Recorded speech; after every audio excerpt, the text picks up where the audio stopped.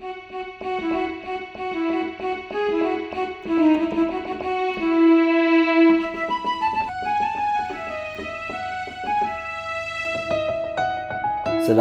ज़िंदाबाद। और हम झारखंड में बैठे हैं तो जोहार भी मैं कहता हूँ।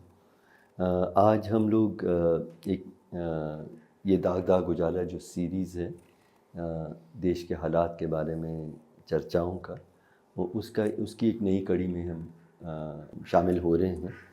लेकिन ये कड़ी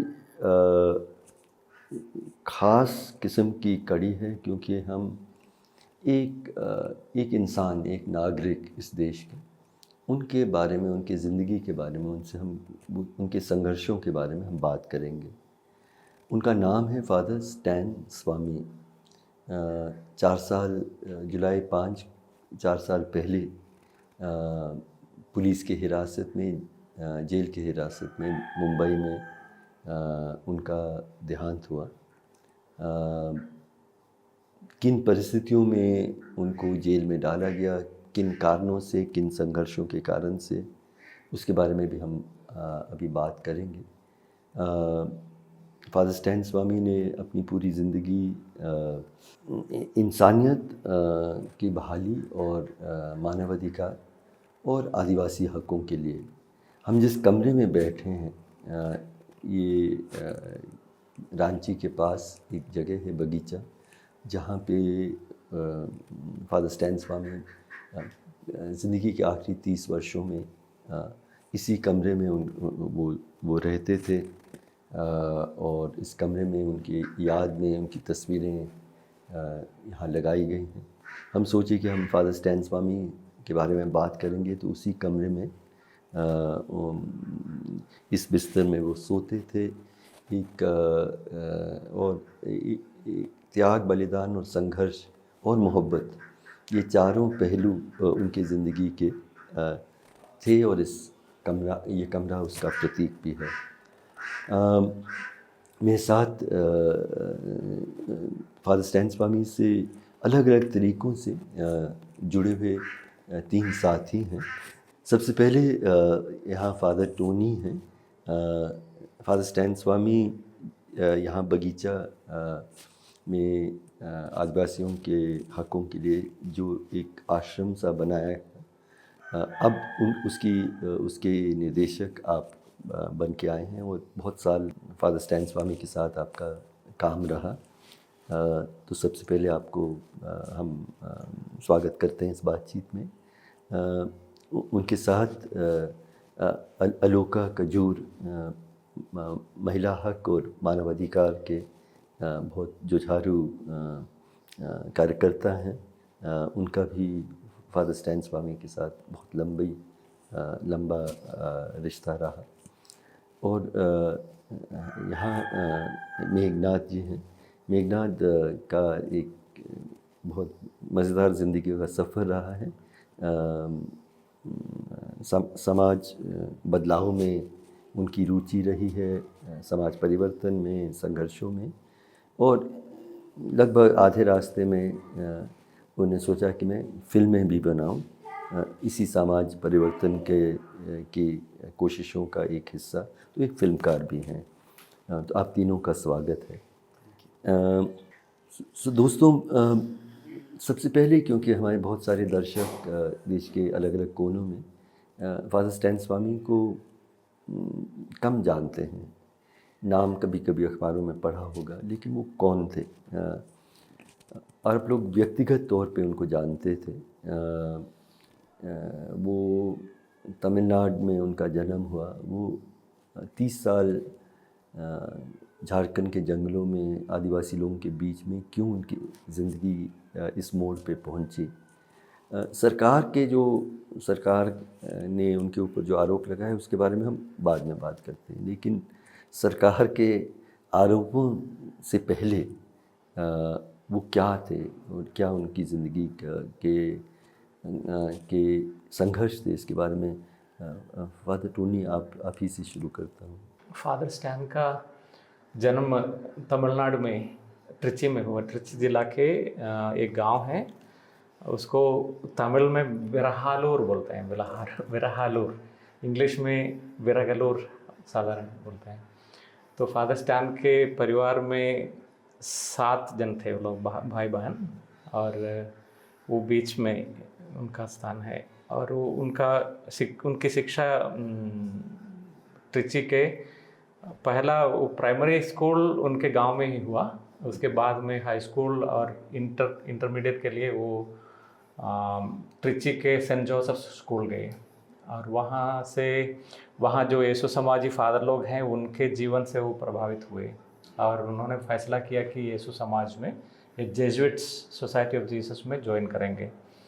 तो फादर स्टैन और उनके कुछ साथियों ने नॉर्थ इंडिया में काम करने के लिए ऑप्शन ले लिया।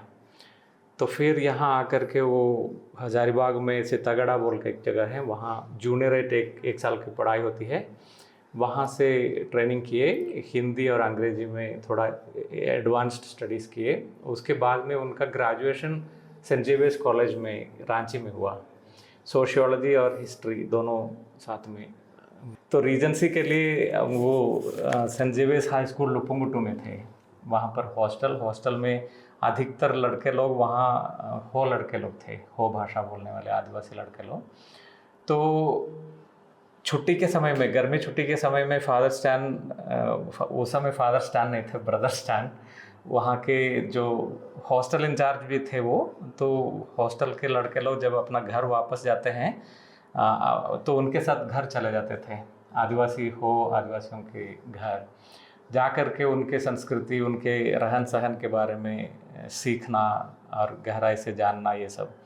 फिर वो थियोलॉजी पढ़ने के लिए, ईस्ट शास्त्र पढ़ने के लिए फिलीपींस चले गए। या फिलीपींस में 4 साल की पढ़ाई होती है ईस्ट शास्त्र का। उसके साथ साथ उन्होंने प्राइवेट में अपनी इनिशिएटिव लेकर के एमए में सोशियोलॉजी में एमए किए। और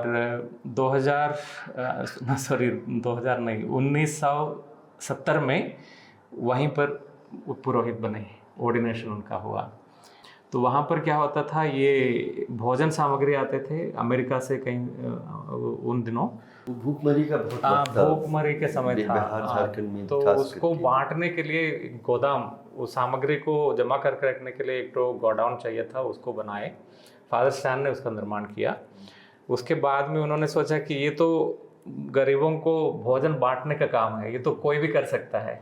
इसलिए उन्होंने जो चाईबासा में जिनको उन्होंने ट्रेनिंग दिया था, वहाँ से 2 लड़के लोगों को बुलाए, पूर्व विद्यार्थी। तो उनको बुला करके ट्रेनिंग दिया कि ये इसका हिसाब ऐसे रखना है, गोदाम में जमा करके फिर उसको बांटने का तरीका सब सिखा दिए। उन्होंने सोचा कि जैसे एक कहावत है ना, जब हम भोजन गरीबों को बांटते हैं लोग हमको संत बोलते हैं। जब हम प्रश्न उठाते हैं गरीबों के पास क्यों भोजन नहीं रहता है या गरीबों को भोजन नहीं क्यों नहीं मिलता है, उस समय आप उनको बोलेंगे ये तो मार्क्सिस्ट है, ये कम्युनिस्ट है, ऐसे बोलते हैं। आजकल नक्सलवादी। हाँ, आजकल नक्सलवादी। तो उस समय वो लोग गांव घूम करके लोगों को समझाते थे और लोगों से सीखते थे, उनके संस्कृति वगैरह के बारे में, भाषा भी सीख लिए थे। उसके बाद में, उसके बीच में क्या हुआ कि वो जब क्या बोलते हैं, आपातकाल समय, इमरजेंसी के समय में पूरे स्टूडेंट्स सब स्ट्रीट पे आ गए थे। उस समय हमको लगता है स्टूडेंट्स आकर के, युवक आकर के ISI के डायरेक्टर से बोले कि हमको मार्क्सिज्म सीखना है। तो उस समय फादर स्टैन को ISI के डायरेक्टर बोला कि आप आइए, यहाँ पर बहुत सारे युवक हैं, उनको सिखाने के लिए हमको मदद करिए। तब स्टैन ने सोचा कि मैं तैयार नहीं हूँ पूर्ण रूप से सामाजिक विश्लेषण और मार्क्सिज्म के बारे में, और मुझे गहरी जानकारी की ज़रूरत है। तो उसने बेल्जियम चला गया। बेल्जियम जाकर के वहाँ से फिर एक साल का सोशल एनालिसिस, उनको एक अच्छा गाइड मिला था, उनका नाम याद नहीं हो रहा है मेरे को। तो वहाँ पर उन्होंने 1 साल का सामाजिक विश्लेषण और अन्य इससे रिलेटेड जो पढ़ाई है उसको करके वापस आके फिर ISI में पढ़ाना शुरू किए। फिर वहाँ डायरेक्टर बने। उसके बाद में जो भी वो स्टूडेंट्स के साथ में एकदम अच्छा संबंध रखते थे। और ट्रेनिंग के बाद में वो लोग वापस जा कर के क्या कर रहे हैं उसको जानने के लिए उनके साथ हमेशा संपर्क में रहे, और किसी को ट्रेनिंग ना कोई मार्गदर्शन चाहिए तो वो भी देते थे। तो एक प्रकार से उनके ट्रेनिंग किए हुए बहुत सारे युवक देश भर में काम कर रहे हैं। आज के दिन में जो एक्टिविज्म में अच्छा कर रहे हैं वो लोग वही लोग। उसके बाद फिर ISI के काम पूरा करने के बाद चाईबासा आए। चाईबासा में हो लोगों के बीच में फिर कुछ साल काम किए। वहाँ पर जो हो लोगों के बीच में जो उनका पारंपरिक स्वशासन व्यवस्था है उसको मानकी मुंडा बोलते हैं, मानकी मुंडा व्यवस्था बोलते हैं। बहुत सारे लोग इसके बारे में नहीं जानते हैं। तो मानकी मुंडा व्यवस्था को अपने गांव में मजबूत करने के लिए वहाँ उनके साथ काम किए।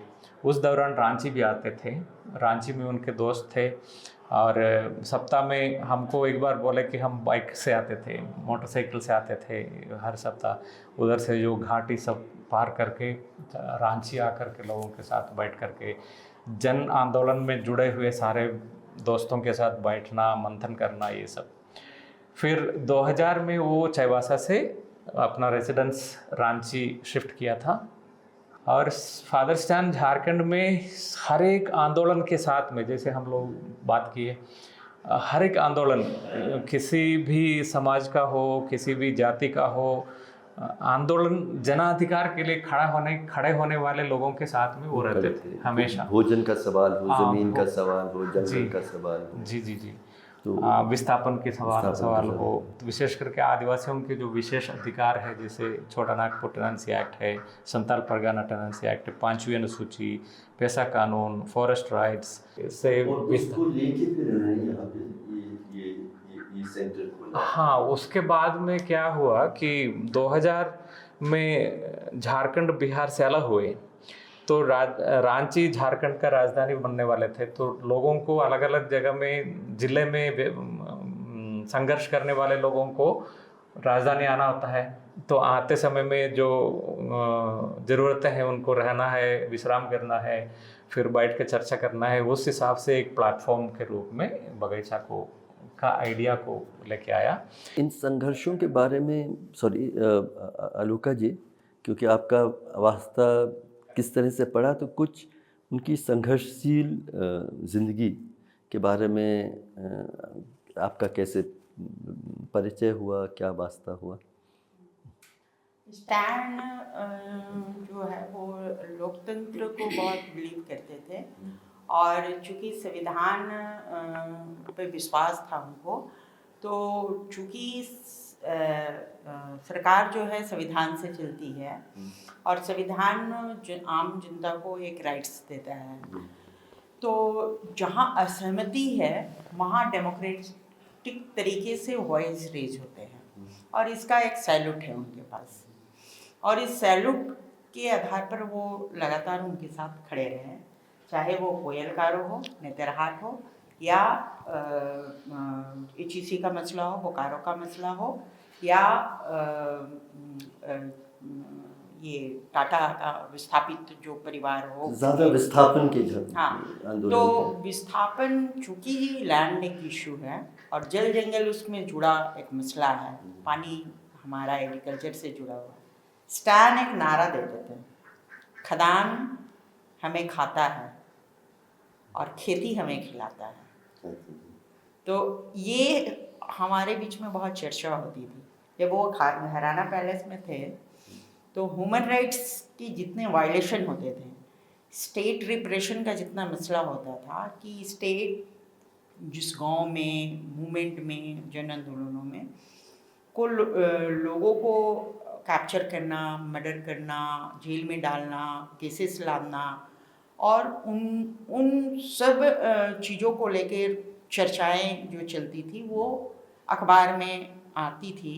तो उनका वो बहुत कटिंग करते थे, उनको डॉक्यूमेंटेशन करना। उसमें एक लड़की प्रभा थी, वो और मैं अक्सर उनके उस ऑफिस में जाया करती थी, और वहाँ हर समय कोई ना कोई एक व्यक्ति उनसे सलाह लेने के लिए मौजूद होता था, और उनसे कहता था कि ये आंदोलन का दिशा जो है वो उसको हमें बताना है, आप हमें इस चीज़ के लिए हमें सहयोग करें।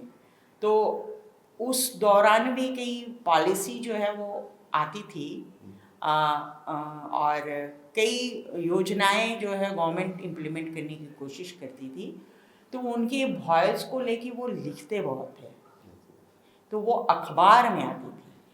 तो ये लिखना और जन आंदोलन जो चल रहे हैं उनका जुड़ाव बनता चला गया, और ये जुड़ाव जो बनता चला गया तो ये पूरे झारखंड जो है का एक लोकतंत्र उसके पास आ गया। अब वो उसके केंद्र में जी, हाँ, ये केंद्र में वो आ गया है। और हर एक मूवमेंट जो है, चाहे नारीवादी आंदोलन हो, जल जंगल जमीन का आंदोलन हो, स्टूडेंट मूवमेंट हो, झारखंड अलग राज्य की लड़ाई हो, या फिर जल जंगल जमीन का लड़ाई हो, वो एक केंद्रित हो गया उनके इर्द गिर्द, और कई चीज़ों को लेके उनसे बहस करना और उन बहसों को बहुत डेमोक्रेटिक तरीके से वो आगे ले जाना। तो वो केंद्र में इसलिए आए क्योंकि सभी आंदोलन के लोगों का उनके ऊपर विश्वास था। हाँ, क्योंकि वो संवैधानिक दृष्टिकोण और लोकतांत्रिक प्रक्रियाओं के तहत लिखने का काम, बोलने का काम,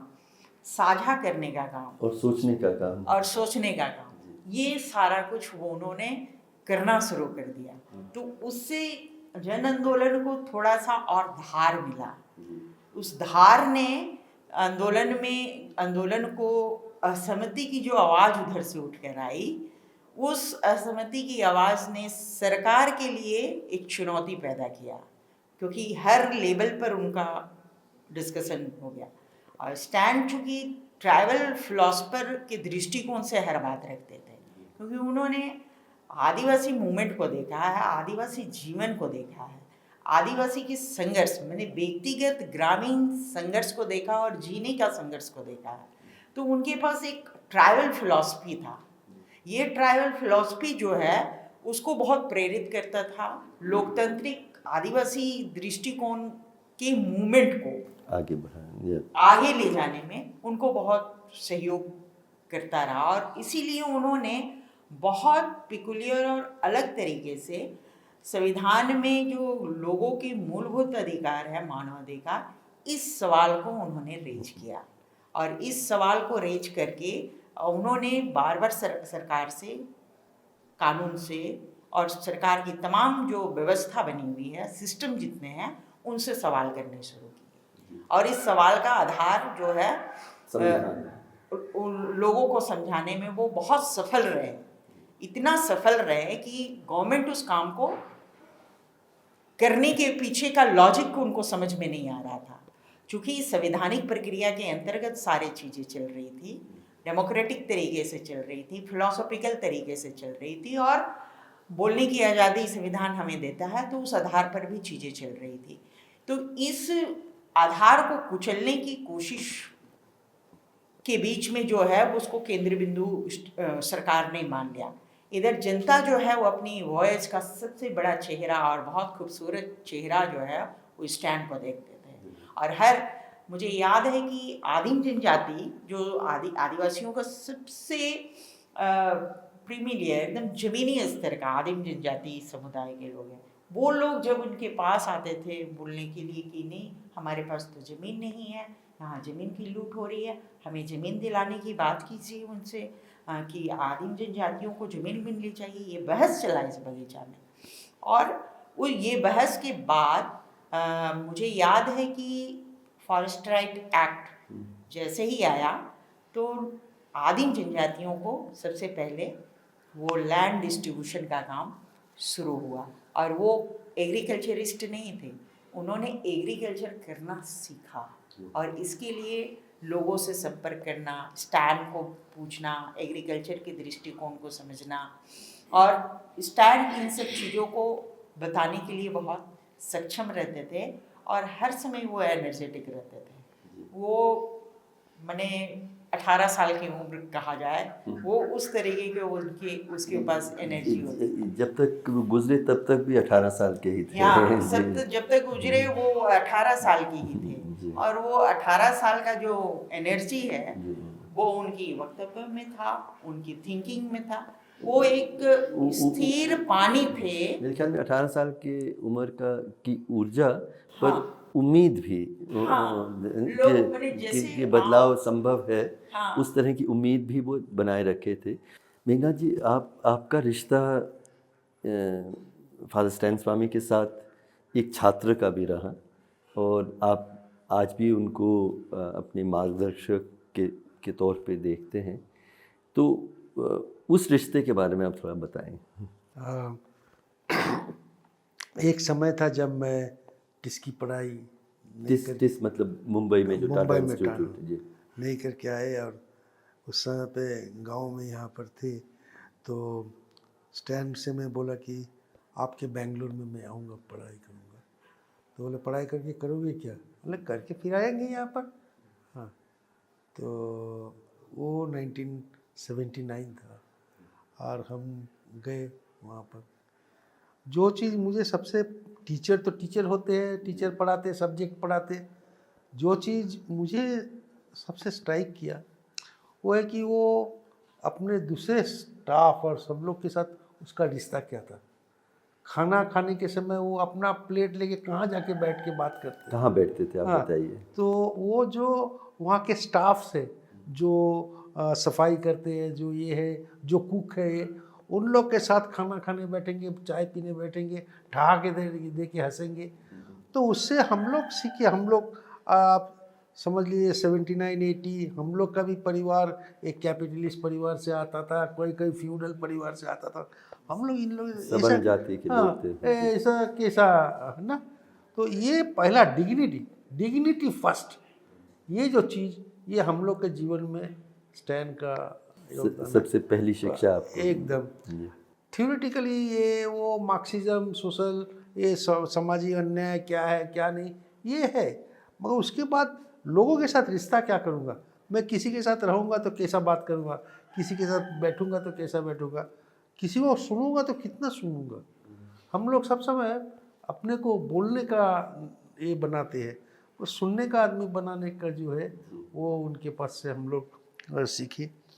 उसके बाद जब लौटे, वो जो उनका था वहाँ पर सोशल एनालिसिस का, ऐसा कुछ नहीं कि एक डिग्री दे के छोड़ दिया और जिसको डिग्री दिया उसके बाद वो कहाँ गया वो नहीं, उसके तक जीवंत रिश्ता। तब के दिनों में उतना फ़ोन नहीं होता था, पोस्ट कार्ड है, इंग्लैंड लेटर है, इसमें हम लोग चिट्ठी लिख के पूछते थे क्या है, उनसे क्या रिश्ता बनाए रखते हाँ। थे अपने स्टूडेंट्स के मैं साथ। मैं जब झारखंड चुना, मैं पलामू चुना था पहला, और पलामू में मैं बॉन्डेड लेबर के ऊपर काम करने लगा। तो हम लोग का 1981 से हम लोग प्राय साल में 2 बार हम लोग कहीं ना कहीं जो वहाँ से पढ़ के आए हम लोग सब यहाँ पर मिलते थे। हम लोग यहाँ एक बेड़ो है, वहाँ पर हम लोग बेड़ो में मिलते। तो बेड़ो ग्रुप हम लोग का काम ये नहीं था कि कोई एक संगठन बनाना है, नहीं, यहाँ के जितने लोग, जो समाज है वो जैसे है उसके साथ हम रिश्ता कैसे बनाना। तो हम लोग मिलते थे और हमारे समय पे समसामयिक आंदोलन करने वाले जो पार्टियां हैं, जो संगठन है, उनके लोग को भी बुला के ले आते थे। तो 2-3 दिन के अंदर में हम लोग बहुत बहस करते थे, बहुत तर्क करते थे। ये स्टैंड से तो वो जो हमने वहाँ पढ़ाई की, वो जो हुआ उसका कंटिन्यूएशन फिर ये बाद के 40 साल तो आपके शिक्षक ही रहे एक तरह से। 40 साल हम लोग उसी को चलाते गए। हम लोग आंदोलन में जहाँ जाके अटक जाते थे, चिट्ठी लिख के पूछते थे, हाँ ऐसा। और कभी कभी जैसे एक बार मेरे ऊपर में, जैसा स्टैंड को लास्ट में ये हुआ, उस तरीके से मेरे ऊपर में भी फॉल्स केस था, तो मुझे जेल में मिलने के लिए आए। हाँ, तो इस तरीके से स्टैंड ने अपने जो लोग के साथ थे उन लोग का साथ छोड़े नहीं। हमारा रिश्ता लास्ट दिन तक उनके साथ उम्र भर तक का रहा। थोड़ा सा फास्ट फॉरवर्ड करते हैं, मतलब उनकी ज़िंदगी एक बहुत अहम भूमिका उनकी सामाजिक न्याय के लड़ाई में, आदिवासी हकों का रहा। ये जो जेल में उनको भेजने का जो हुआ, आप में से कौन बताना चाहेंगे केस क्या हुआ? आप बताइए, क्यों पुलिस केस उनके खिलाफ हुआ, क्या केस था? केस वास्तव में उनके ऊपर 2 केसेस थे। हमको लगता है 2018 में, 18 के शुरू में उनके ऊपर एक केस लगा था, वो पत्थलगाड़ी से संबंधित खुट्टी में। हाँ, 20-28 जुलाई में खुट्टी में तो पत्थलगाड़ी आंदोलन 2016 से शुरू किया था। पत्थलगाड़ी आंदोलन के बारे में थोड़ा सा हाँ, पत्थलगाड़ी आंदोलन ऐसा है कि मुंडाओं के बीच में ऐसा एक पारंपरिक प्रैक्टिस है कि वो मुंडा जनजाति के बीच में कि उनके बुजुर्ग गुजर गए हो जिन्होंने गांव के लिए बहुत बड़ा योगदान दिया है, उनको याद करने के लिए एक पत्थर गाड़ा जाता है। उस पत्थर में उनका नाम लिखते हैं, उनका जन्म तिथि, मृत्यु तिथि वगैरह और उनके योगदान के बारे में। तो ये तो उनका परंपरागत प्रैक्टिस है।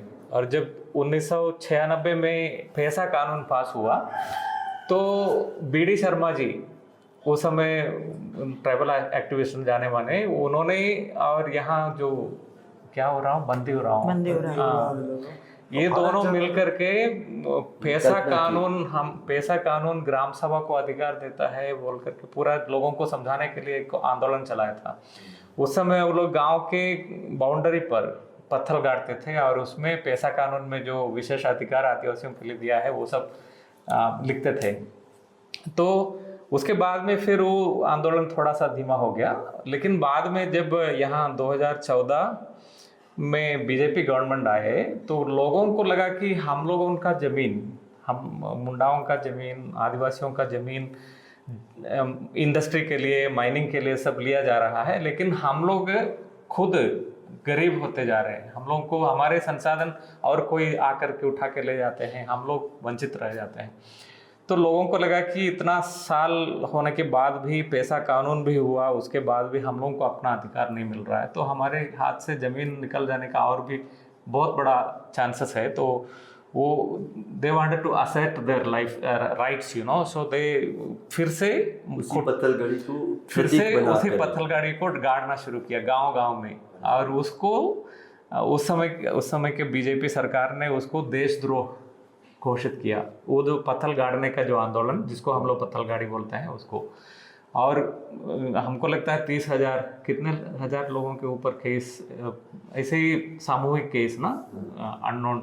फिर उसके जो जितने भी लीडर लोग थे उन सब के ऊपर केस डालना, फिर पैरामिलिट्री फोर्सेस को गांव में भेजना, लोगों को डरा के भगाना, गोली चलाना गांव लोगों के ऊपर, ये सारे चीज चल रहा था। तो लोग क्या पत्थर गाड़ रहे हैं अपने हकों का। हाँ, जो वो है कि वहाँ पर पत्थर तो गाड़ा जो पहले का है, उसमें भी होता क्या कि ये प्रशासन के लोग को ये बोलते थे देखो हमारा कानून है, हम करेंगे, और प्रशासन को बोलते थे हमसे बात करो, हमसे बात नहीं करके नहीं। हमारी सरकार जो है वो सरकार किसी गांव में जाके बात करे, ये सब तो चलेगा नहीं ना। पैसा कानून तो सिर्फ ये कह रहा है कि आप आदिवासी की ज़मीन अगर ले रहे हैं तो उनसे उनकी सहमति से होना चाहिए। बिल्कुल। तो उस हक को का प्रतीक वो बन गया। yes. तो स्टैन स्वामी के खिलाफ तो वास्तव में जो एक्टिविस्ट है, जो आदिवासियों के लिए बहुत ज़्यादा संवेदनशील है, उनके अधिकार को दिलाने के लिए आलोक जी भी थे। इनके साथ कुल मिला के 20 लोगों के ऊपर केस लगाया सरकार, मतलब बीजेपी के लोग। तो वो केस का आधार यही था कि इन लोगों ने जो फेसबुक में जो कमेंट्स आता है, वो पत्थलगाड़ी के चलते ऐसा हो रहा है, तो केंद्र मंत्री फिर अन्य लोग जो समाज के बड़े जो लोग हैं, उन लोगों का बयान वो फेसबुक में आता था। तो उसके नीचे इन्होंने अपना कमेंट्स लिखा, उस कमेंट्स के आधार पर केस लगा दिए, देशद्रोह का प्रभात खबर में आर्टिकल भी लिखते थे। आदिवासी हक की बात करना देशद्रोह, ये एक तरह से मानने लगे। यस। दूसरा केस क्या? दूसरा केस था कि फेमस भीमा कोरेगांव केस। तो भीमा कोरेगांव केस ऐसा है कि वो थोड़ा लंबा बोलना पड़ेगा। भीमा कोरेगांव पुणे से करीब 40-30 किलोमीटर दूर में है। वहाँ पर दलित लोग हर साल उनका विक्ट्री दिवस बनाते हैं। जैसे पेशवार, वहाँ पर कोई पेशवार राजा शासन करते थे, उनके खिलाफ दलित फौज ने मराठा पेशवाओं का हार किया था, उसको याद करने के लिए इकट्ठा होते हैं जी। तो उसके यादगारी मनाने के लिए उसका वर्षगांठ मनाते आ रहे थे, लेकिन 2018 में उसका 200 साल होने का था, तो उसको बड़ा 2000 साल का वार्षिक समारोह, तो बहुत बड़ा पैमाने में करने का फैसला किया था। तो देश भर से लोग, हमको लगता है 31 दिसंबर 2017 को वहाँ पर एक मीटिंग किया था। उस मीटिंग का टाइटल ही था कि एल्गार परिषद मतलब जोर से बोलना। तो उस बैठक के दौरान उन्होंने घोषणा किया कि हम लोग फाशिस्ट रजीम अभी चल रहा है उसके खिलाफ खड़े हो जाएंगे और संविधान का संरक्षण करने के लिए हम लोग एकजुट होंगे। इस तरह का फैसला किया दूसरे दिन के मनाने के लिए बड़ा सा समारोह। और वहाँ पर 1 जनवरी 2018 को बहुत बड़ा भीड़ और आंदोलन जश्न और मनाने का था। तो उस सभा में वहाँ के हिंदू महासभा के लीडर लोग और बीजेपी आरएसएस के लोग, 2 जन का नाम सामने आता है। एक है मिलिंद एकबोट और एक जन है संभाजी भिडे। ये दोनों वहाँ के युवाओं को हिंदुत्व आइडियोलॉजी से ब्रेन वॉश करके उनके बीच में छोड़ दिया हिंसा फैलाने के लिए, आतंक फैलाने के लिए। तो वहाँ पर हिंसा हुआ, फिर उसके आसपास में हिंसा फैल गई, शायद एक गाड़ी जलाई गई, कुछ लोगों के ऊपर चोट लगी और ये हिंसा फिर अन्य जगह में भी फैल गए। तो इस बहाने में वास्तव में ये जो 2 लीडर है हिंदुत्व लीडर, उनके खिलाफ दलित लीडर लोग उसी दिन केस फाइल किए थे वहाँ के लोकल थाने में कि ये दोनों ने ये इस महासम्मेलन में हिंसा फैलाई बोल के। लेकिन उनको अरेस्ट किए, तुरंत उनको रिहा कर दिए, बेल में छोड़ दिए। लेकिन बाद में हमको लगता है हिंदुत्व ब्रेन जो बैठ करके वो लोग देश भर में जो सबसे समर्पित एक्टिविस्ट, सोशल एक्टिविस्ट हैं, जिसमें प्रोफेसर्स हैं, कवि जैसे पोएट्स हैं, एडवोकेट्स लोग हैं और सामाजिक कार्यकर्ता है, डेमोक्रेटिक कार्यकर्ता है, सबका लिस्ट बना करके ये भीमा कोरेगांव में 16 लोग हैं, उनके लिस्ट बना करके पुलिस रेड कराया सबके घर में और वो लोग बैच बाय बैच अरेस्ट करते रहे। और वही केस स्टैन के ऊपर भी लगा। स्टैन को पहले एक सस्पेक्ट बनाए थे और उस आधार पर यहाँ पर सबसे पहले पुणे पुलिस आए थे। उस समय स्टैन इस रूम के ऊपर में रहते थे। तो उनके रूम आकर के उनके कंप्यूटर का हार्ड ड्राइव, उनका फ़ोन का सिम कार्ड और कुछ इलेक्ट्रॉनिक कुछ पुराना म्यूज़िक, तमिलनाडु का जो क्या त्यागराजन का म्यूज़िक का सीडी, ये सारे चीज़ उठा के ले गए। और कारण यही था कि we want to know whether Stan has links with Elgar Parishad सबसे पहले। उसके बाद में फिर 6 महीने के बाद में 6 महीने के दौरान सरकार बदल गई, बीजेपी सरकार वहाँ हार गई महाराष्ट्र में। तब आरएसएस के लोगों को डर लगा कि नया सरकार जो आएगी वो ये केस का कोई आधार नहीं है बोल करके इसको बंद कर देगा। तो उस डर से इस केस को वो लोग एनआईए के हाथ में सौंप दिए, नेशनल इन्वेस्टिगेशन एजेंसी। तो एनआईए फिर 6 महीना बाद में यहाँ आकर के फिर से एक रेड किया। उसी तरह जब तब तक स्टैन के पास में एक लैपटॉप था, वो सारा चीज़ उसी तरह पहले जैसे इलेक्ट्रॉनिक्स इक्विपमेंट सब लगे थे वैसे ही लगे। उसके बाद में ये भीमा कोरेगांव केस तो अभी भी चल रहा है ना, और ये मगर स्टैन के ऊपर वो झूठा केस है। हाँ, वो तो कभी गए भी नहीं, जगह भी देखी नहीं है। लेकिन कहा गया कि वो माओवादी हैं और बीच में उन्होंने उनके कंप्यूटर में भी डाल दिए थे, उस कारण से उनके साथ ये केस हुआ। ये केस इतना ये केस पहला केस ऐसा होगा कि आप साबुत को किसी के डाल देते हो, उसको इलीगली कंप्यूटर में डाल देते हो, हाँ ये तुम है। और आरोप यही था कि वो माओवादियों से उनका लिंकेज था ये, और उसका बेसिस उन्होंने कंप्यूटर में जो हाँ, सामग्री डाली भीमा थी। कोरेगांव में जो आरोप है वो है कि ये जो 16 लोग जो एक्टिविस्ट जिसके ऊपर केस लगाए, वो लोग प्लान कर रहे थे कि प्रधानमंत्री को मैंने का हत्या करने का। इतना बड़ा हाई प्रोफाइल और झूठा केस। हाँ, तो कुछ लोग, 3 लोगों का, वर्नन गोंसाल्वेस, सुरेंद्र गार्डलिंग और स्टैन, इन तीनों के कंप्यूटर का मैंने फोरेंसिक जांच हुआ। अपने दोस्त लोग मैंने अलग से अमेरिकन जो क्या बोलते हैं, आर्सेनल कंसल्टिंग कंपनी से वो लोग कराए। तो उसमें उन लोगों ने स्पष्ट बताया कि 2014 से फादर स्टैन के कंप्यूटर में remotely they were scanning all the files and about 44 files were planted in a separate folder. एक फोल्डर बना के उसमें जो भी डॉक्यूमेंट्स चाहिए उनको एविडेंस के रूप में उसको डालते जा रहे। हाँ, और जब एनआईए यहाँ पर दोबारा आए थे, उनके आने के तुरंत पहले ये सारे एविडेंस को, जो प्लान करने का जो प्रोसेस है उसका एविडेंस को मिटाने का भी प्रयास दूर से कर रहे थे। इतना उस जांच से निकल के आया। आलोका जी, वक्त कम है, पर आप जिस दिन स्टैन स्वामी का अरेस्ट होने जा रहा था, उस वक्त आप उनके पास थे, तो क्या मतलब उनका हाव भाव क्या था? नहीं, मैं 3 दिन से लगातार उनके पास आ रही थी। लगातार स्टैन जो है मॉर्निंग वॉक करते हुए कहीं बाहर निकलते थे। किसी के फ़ोन से मुझे फ़ोन करके मुझे 7 तारीख को मुझे कहा कि बहुत हड़बड़ में या बहुत फोर्सली उन्होंने कहा कि तुम बगीचा आ जाओ। तो मैं, लॉकडाउन का पीरियड चल रहा था उस समय पूरे भारत में, तो मैं किसी तरह गाड़ी अरेंज करके, एक लड़की है हमारे साथी, उनके हस्बैंड के ऊपर भी सेडिशन लगा हुआ था, हम लोग के साथी थे, तो उनको पकड़ के मैं आ गई स्टैंड पे। तो वो बरामदा में बैठी तो उन्होंने कहा कि लोका, मेरी अरेस्टिंग 48 घंटे के अंदर संभावना है कि हो जाएगी, सो तुम 2 लोगों से ज़रूर मिलना।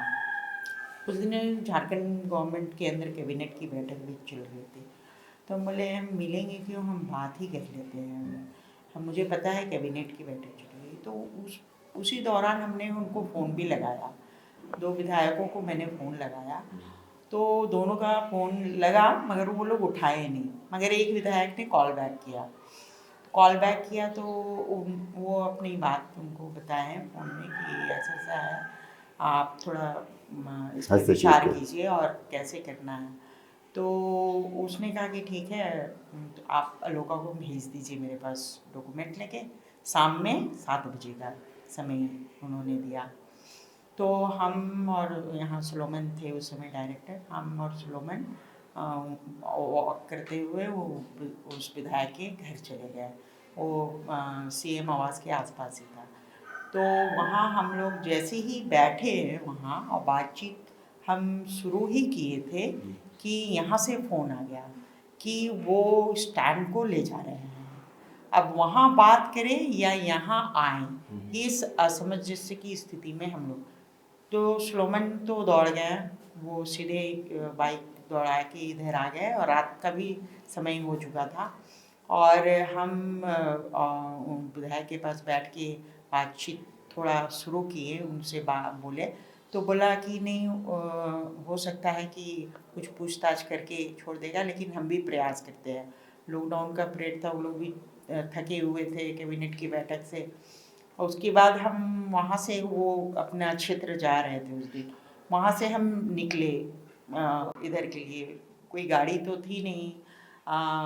तो मैं अपने रूम वापस आई और फिर सारे जगह में फ़ोन करना शुरू किया, और यहाँ से मुझे सूचना मिल गई कि उनको वो लोग ले गए हैं, तो यहाँ नहीं आते। तो फिर हम लोगों ने वो एनआईए ऑफिस के पास रात में जितने लोग जुट सके वो लोग जुटे वहाँ एनआईए ऑफिस के पास, और वो उनको ले जाने का जो प्लान था, उनको रोकने की हम लोग बहुत कोशिश अपने स्तर से जो करना था वो किए।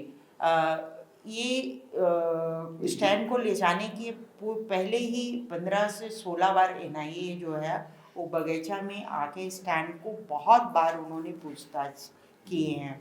15 घंटों का। हाँ, 12 15 घंटों का उन्होंने पूछताछ की। तो उस वो जो दौर था वो टुकड़ों में मुझे बताते थे, और कई इन्फॉर्मेशन जो उनको कई जगहों से मिलती थी अपने साथियों को लेके, तो वो मुझे बार बार ये बोलने की कोशिश करते थे कि ये सारे इन्फॉर्मेशन तुम सारे जगह में तुम जरूर देना, सब संगठनों को जरूर बताना, सब साथियों को जरूर बताना। तो ये उनके मन में आ गया था कि ये इन्फॉर्मेशन जो है वो बहुत जगह जा नहीं रहे हैं। तो फिर मैं बैठ के सारा दिन यही इन्फॉर्मेशन देने का काम करती थी, और वो जो इन्फॉर्मेशन मुझे देते थे वो बाकी साथियों तक पहुंचाने की कोशिश वो हमारा उनके साथ लगा रहता था। देखिए, इनका जब स्टैन स्वामी की गिरफ्तारी हुई, देश भर में बहुत आवाज़ उठे कि 84 साल के हैं, उम्र भर उन्होंने आदिवासियों की सेवा की है, आप आरोप भी है तो यहाँ छानबीन करिए, या कोविड चल रहा है ऑनलाइन ये करिए। लेकिन उसके बावजूद भी उनको ज़बरदस्ती मुंबई जेल ले गए, और पार्किंसन डिजीज़ जिसमें आपका हाथ पैर हिलता रहता है, उस तरह से वो ग्रस्त भी थे, और पानी पीने के लिए भी एक ऐसा सिपर की ज़रूरत थी, लेकिन वो भी जेल के स्टाफ ने नहीं दिया, और उसके लिए लंबी कानूनी लड़ाई लड़नी पड़ी। इस सब के बीच में जो चिट्ठियाँ स्टैन स्वामी जी लिखते थे, यहाँ आप लोगों को लिखते थे, इसके बारे में कुछ आप शेयर करना चाहते हैं? क्या अनुभव रहा आफ्टर ही गॉट अरेस्टेड? मतलब स्टैन स्वामी ने किस तरह से अपने गिरफ्तारी को यूज़ किया उन्होंने? हाँ, एक प्रकार से वो इतने सारे जो एक्टिविस्ट अरेस्ट हुए उनके साथ में सॉलिडारिटी प्रकट करने का बहुत उत्सुक रहते थे, और एक प्रकार से उनको गर्व था। उन्होंने कहा भी कि मुझे गर्व हाँ, है, मुझे इसमें हाँ, शामिल कर रहे हैं। उसके अलावा बहुत गहरा चिंतन खुद करते थे, रिफ्लेक्शन ना, और फर्म हो गए थे अपने डिसीजन में। और जो सिराज जो बोले जाने के पहले एक विल लिख करके रखे थे कि हम the moment I arrested I stop taking anything, माने नॉट इवन वाटर।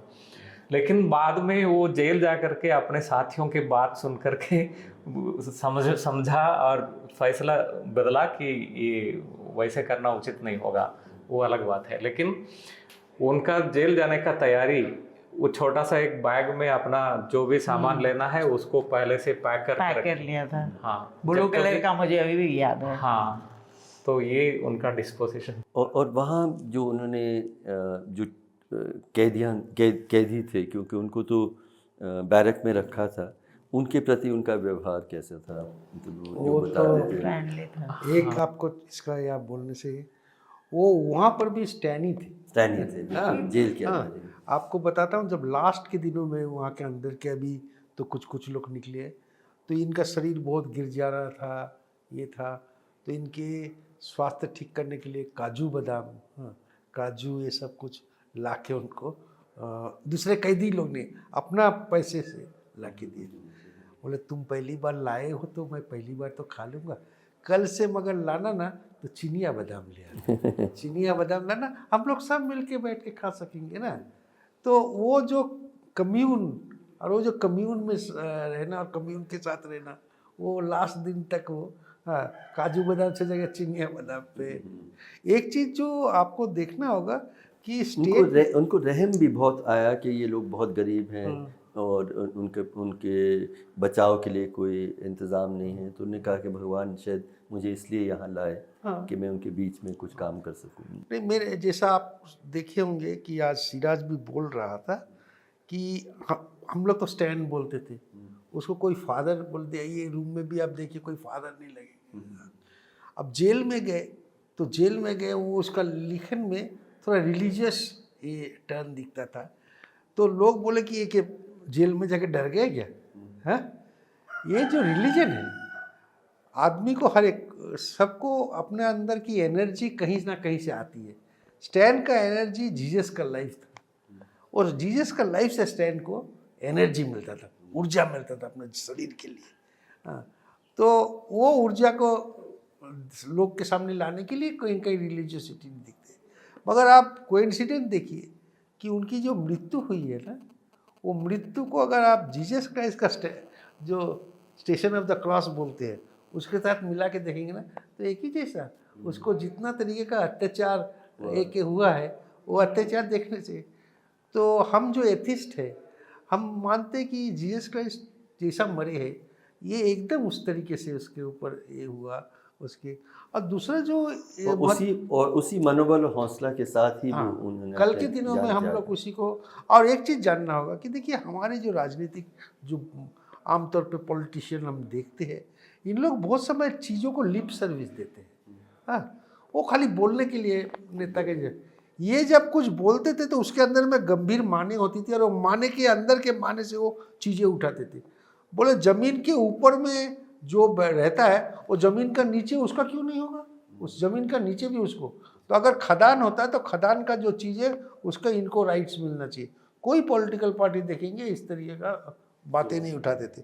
तो ये इनके ऊपर में जो केस जो भी लगाए हो, इनके ऊपर में सरकारी डर क्या था कि आदमी इतना अंदर जाके बोलता कि जिसका उत्तर मैं दे नहीं सकता, हम ये उत्तर दे नहीं सकेंगे इसको। ये ऐसा स्टेट का डर इसके साथ थे, इसलिए हम लोग सोचते कि स्टैन के ऊपर इतना बड़ा ये किया।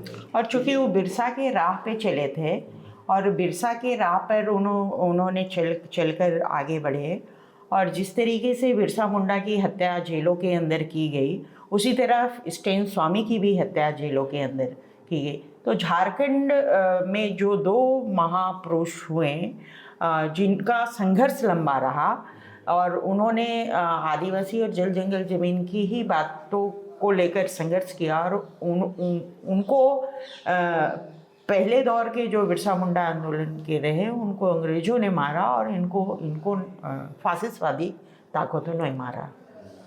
मैं एक बात हो रही थी इस बातचीत से पहले, फादर आप कह रहे थे कि जितने लोग उनको जानते थे उनके इस मृत्यु के पहले, उससे बहुत ज़्यादा लोग अब उनको जानते हैं, उनकी बात बहुत फैल रही है।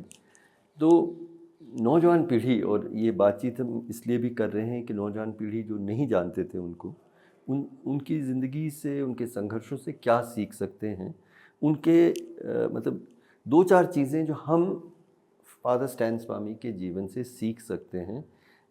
नौजवान पीढ़ी को आप क्या बोलना चाहते हैं, यहीं पे हम अपनी बातचीत को पूरा करेंगे। फादर आपसे शुरू करते हैं।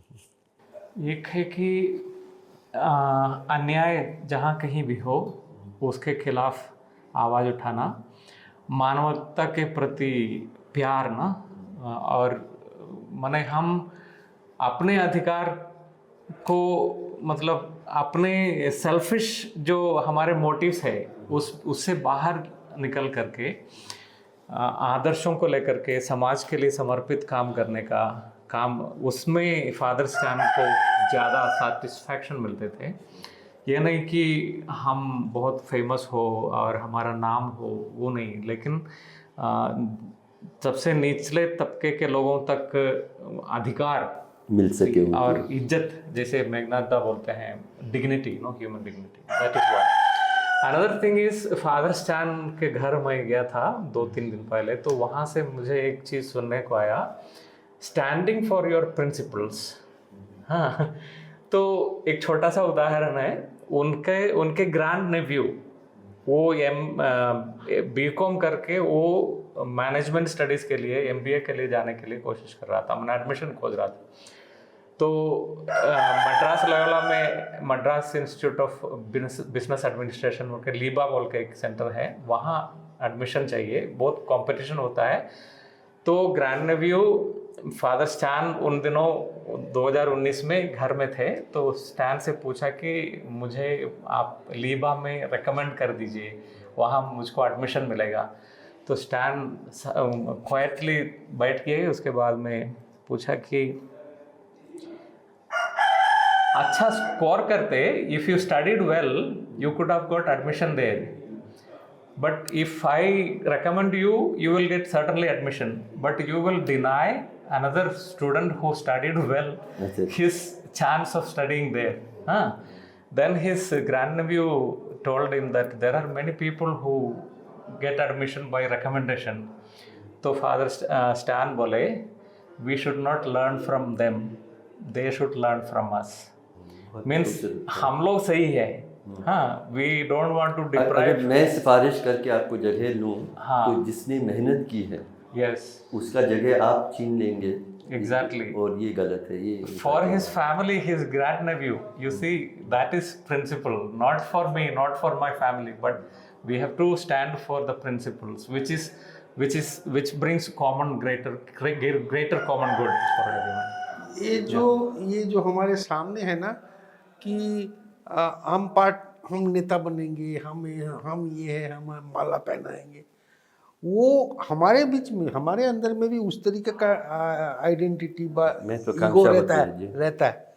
उससे पीछे में बैठ के, उसी काम को पीछे में बैठ के करो और लोगों के वो मिल जाए, ये काम कैसा करना, ये स्टैंड से सीखना है। हर आंदोलन में शामिल थे लेकिन पिछले पंक्ति में बैठ के, और हर आंदोलन में वो अपना सुझाव रख रहे साथियों के साथ, पीछे का मीटिंग के बाद आलोचना में रख रहे, मगर वो स्टेज में बोलना जरूरी है ऐसा वो नहीं समझते थे। हमारे झारखंड में पिछले 30 साल में ऐसा कोई आंदोलन नहीं हुआ, जन आंदोलन, जहाँ पर वो नहीं है। उनको खबर मिलने से ही चले जाते हैं, बुलाना भी जरूरी है, खबर मिलने से चले जाएंगे वहाँ पर। मगर वो आंदोलन इनसे कुछ सुझाव, क्या करना, कैसा सरकार के साथ कैसा आना, क्या नहीं। देखिए एक चीज़ है कि हम लोग कितना दूर तक ये संविधान को मान रहे लोग, मगर ये संविधान को कितना क्या करेंगे। वो बोलते थे देखो ये संविधान कितना अच्छा है, कितना ये तभी भी जो भी है इसको हम उसको आईना के रूप में तो दिखा सकते हैं। मेरे पास हथियार क्या है, मेरे पास वही संविधान को आईना के रूप में दिखाने का हथियार है। आज जो मैं देखता हूँ कि कुछ पार्टियाँ संविधान लेके बात कर रही है, ये स्टैंड ये इतने पहले से शुरू किए हुए है, मैंने पिछले 30 साल से उसको देखा हूँ। आलोक, अब क्या आप सोचते हैं नई पीढ़ी फादर स्टैन स्वामी की ज़िंदगी से क्या सीख सकते हैं?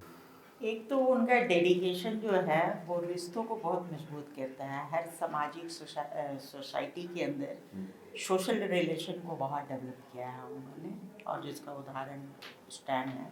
ये हर युवा पीढ़ी को अडॉप्ट करना चाहिए। दूसरा ये है कि स्टैन को जो समझ गए हैं और पढ़ेंगे तो किसी भी वर्ग, समुदाय या किसी चीज़ों के लिए कोई भी कारक जो है, कोई भी प्रॉब्लम जो है वो आपको आगे बढ़ने के लिए नहीं रोक सकती जब तक आप अपने अंदर के डेडिकेशन ना लाएं। तो डेडिकेशन ही उनका सोशल, कल्चरल, डेमोक्रेटिक और कॉन्स्टिट्यूशन को जोड़ता है उनसे।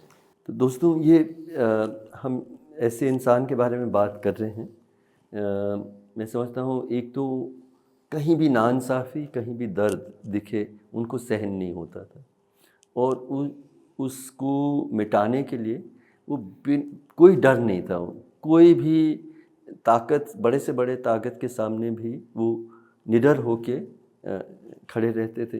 रहम बहुत था उनके दिल में, साहस बहुत थी, पर विनम्रता भी बहुत थी। एक बहुत ही असाधारण सा मिश्रण फादर स्टैन स्वामी 80 से ऊपर साल वो इस ज़मीन में उन्होंने गुजारा। लेकिन मुझे लगता है कि हम लोग, जैसे आप कह रहे हैं, झारखंड में भी और पूरे देश में भी हम याद रखें कि किस तरह से जब नाइंसाफ़ी होती है हमारा क्या फ़र्ज़ होता है, एक नागरिक का क्या फ़र्ज़ होता है, किस तरह से वो नाइंसाफ़ी का सामना करे, और हर वक्त उसको दौरान भी अपने दिल में मोहब्बत और और रहम ज़िंदा रखे, ये हमने फादर स्टैन स्वामी से सीखा है। फादर स्टैन स्वामी आज भी हम सब के बीच में ज़िंदा हैं। उनके लिए जिंदाबाद, जोहार।